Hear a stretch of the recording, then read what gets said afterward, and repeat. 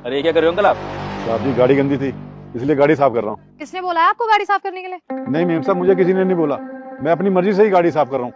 बस 5 मिनट लगेंगे। उन्होंने नहीं कहा है, इसलिए हमारे को पसंद नहीं है गाड़ी साफ करवाना। मत करिए, छोड़िए इसको। आओ। साहब जी आप गाड़ी साफ करवा लीजिए। साहब मैंने और मेरी पत्नी ने सुबह से नाश्ता नहीं किया है। साहब बदले में आप मुझे सिर्फ 10-20 रुपये देना। अरे अच्छा ये बात है, आपको अगर पैसे चाहिए तो पहले ही बोल देते, उसके लिए सब ड्रामा करने की जरूरत नहीं थी। मैं पैसे आपको वैसे ही दे दूंगा। लो ये लो पकड़ो 20 रुपये। अरे नहीं साहब जी, मैं भीख नहीं लेता। अरे भीख के तौर पे नहीं दे रहा, आपने मुझे कहा था ना कि आपको पैसों की जरूरत है, इसलिए दे रहा हूँ, खा लेना कुछ इससे आप। नहीं साहब, मुझे ऐसे पैसे नहीं चाहिए। मैं जो भी कमाऊंगा अपनी मेहनत से कमाऊंगा। हो सकता है साहब जी आपको मेरी मेहनत की जरूरत ना हो, पर किसी और को हो। अच्छा साहब मैं चलता हूँ। अरे अंकल जी रुकिए, 2 मिनट बात हो सकती है आपसे? अरे तुम उनको क्यों रोक रही हो? 1 मिनट सुनो तो सही उनकी बात। हाँ जी बताइए। अंकल जी आप यहाँ कहीं आसपास ही रहते हैं क्या? मेम साहब यहीं पास में बस्ती है, मैं वहीं पर किराए पे रहता हूँ। और आपके बच्चे? कहने को तो साहब जी मेरे 2 बच्चे हैं, पर नाम के ही हैं बच्चे। एक बेटा है और एक बेटी है।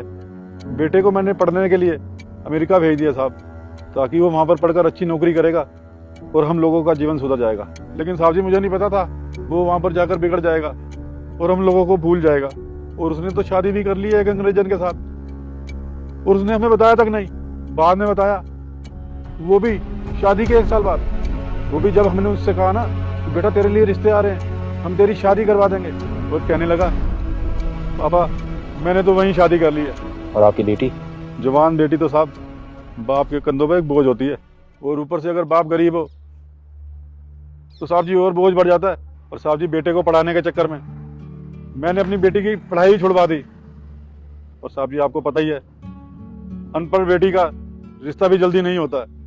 और फिर साहब जी मेरे पास जो भी था, मेरा मकान, मेरी दुकान, वो सब कुछ मैंने बेचकर अपनी बेटी की शादी करवा दी। पहले तो मेरी बेटी और दामाद मुझसे मिलने भी आते थे, अब उन्होंने तो मुझसे मिलना ही बंद कर दिया। पर क्यों?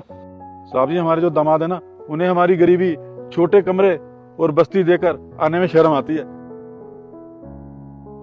अंकल एक काम कीजिए ना आप, जैसे गाड़ी तो मेरी काफ़ी गंदी हो रही है और अंदर से भी काफ़ी गंदी है, तो आप एक काम कीजिए, ये रखिए 200 रुपये, और मेरी गाड़ी को ना अंदर और बाहर दोनों जगह से अच्छे से साफ कर देना। वैसे अंकल अगर आपको कोई दिक्कत ना हो तो आपको मैं अपने पास परमानेंट जॉब पे रख सकता हूँ 12,000 रुपये मंथली के ऊपर। अगर आप चाहें तो आप कर सकते हैं साथ में काम हमारे। साहब जी मुझे शुरू से ही अपना आत्मसम्मान। रुको बेटा, वीडियो को लाइक करें और चैनल को सब्सक्राइब कर लें। आज आपके घर में खुशखबरी आ जाएगी। तो लड़का था ना जो मैनेजमेंट देखता था, उन्होंने थोड़ा घपला वपला कर लिया था, तो फिर मेरी उससे कहा सुनी हो गई, फिर वो जॉब छोड़ के चला गया। तब मैंने बोला कि अब मेरे को एक ईमानदार व्यक्ति का ज़रूरत है, क्योंकि मेरा मिल चक्की पर काफ़ी सामान ही आता